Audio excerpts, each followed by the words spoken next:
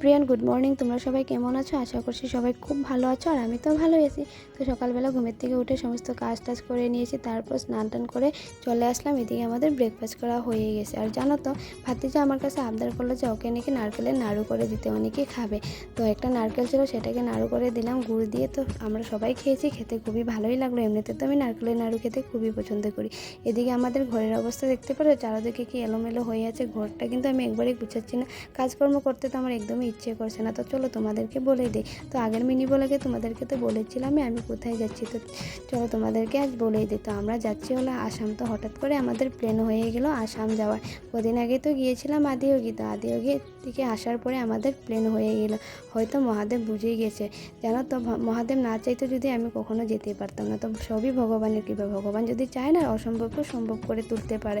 এদিকে আমাদের ব্যাগপত্র গুছানো কমপ্লিট হয়ে গিয়েছে। তো চলো দেখা হবে তোমাদের সঙ্গে নেক্সট ভিডিও।